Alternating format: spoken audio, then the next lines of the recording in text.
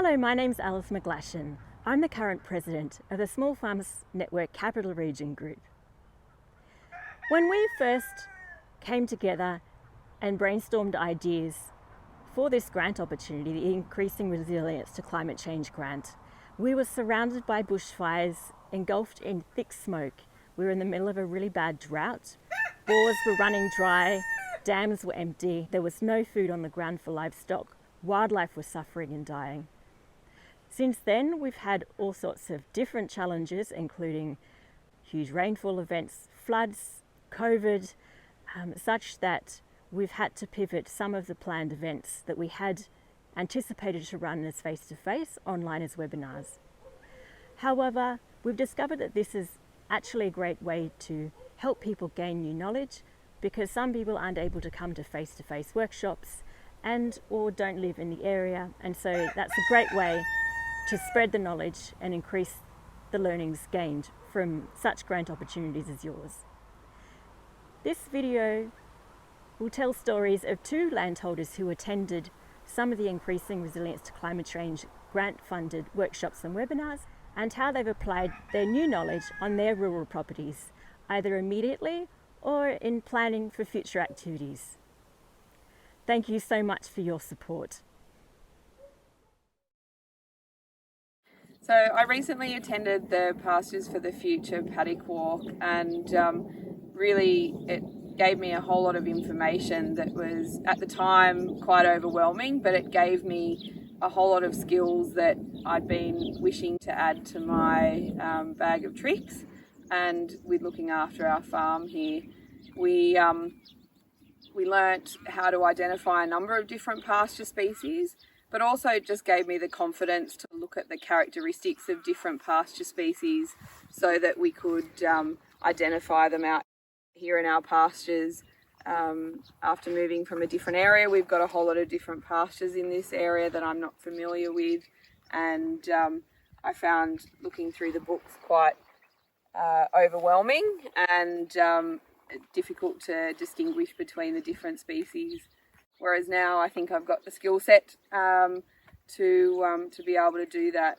The other things that we learnt during the workshop was looking at pasture density, so using a simple thing like a stick or a rod and throwing it on the ground, and then looking at the coverage across the ground at both those points, doing that in replication over the whole paddock, and then being able to have a look at our ground cover across the whole area, and then make management decisions depending on that. I attended the Watering the Landscape at Maloon Creek, and it was a really interesting workshop, not only just theoretically but also then seeing the practical things that they've done at Maloon, looking at fruit trees from contouring and managing the water through your landscape, all the different options that there are.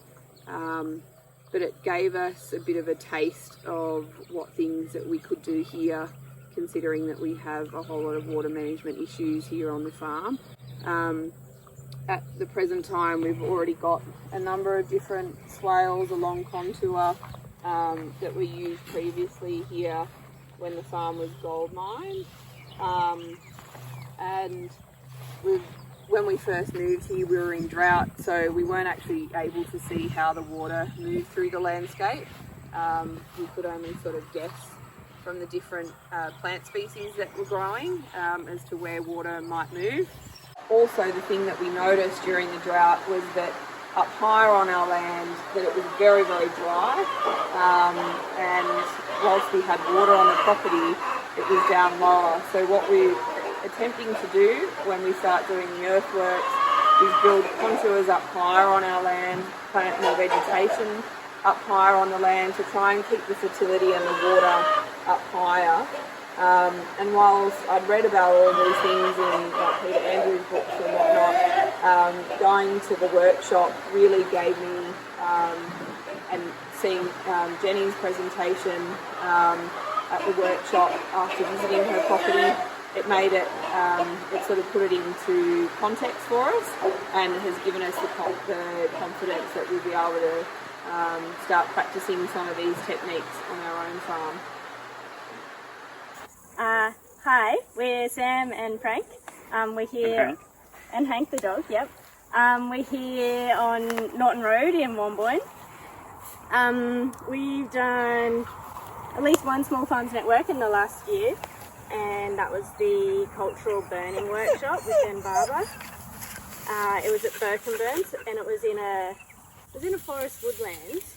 So, and it's been quite a wet year, so things didn't necessarily burn so well on the day there. And we've done a few burns here, and it was kind of the same sort of thing.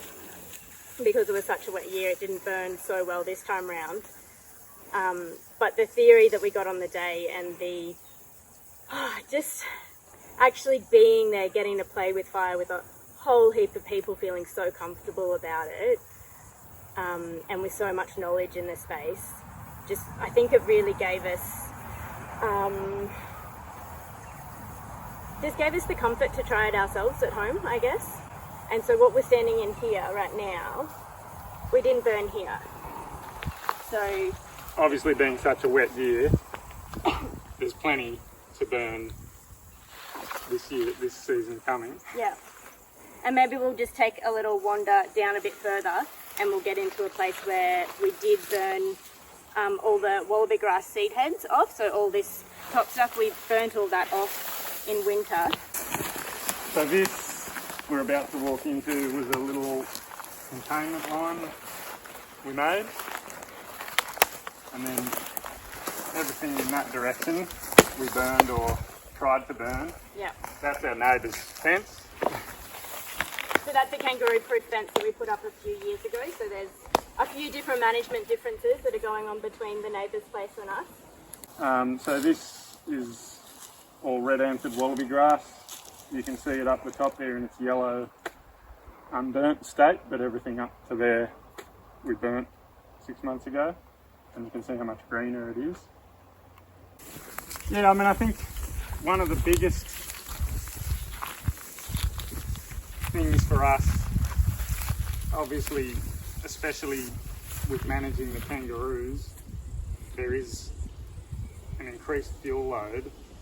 And so the importance of burning in winter when it's possible to do so safely, to try and help avoid maybe the inevitable hot fire, or mitigate somewhat the inevitable hot fire that would come through in summer, is sort of a huge driving factor. But then on top of that, I guess the ecological agent of fire in helping hopefully make the landscape less fire prone and less drought prone, hence fire prone. So on the whole, this should mean that we're slightly more fire safe in the summer, basically. Even though it's vegetated, it is a fire break.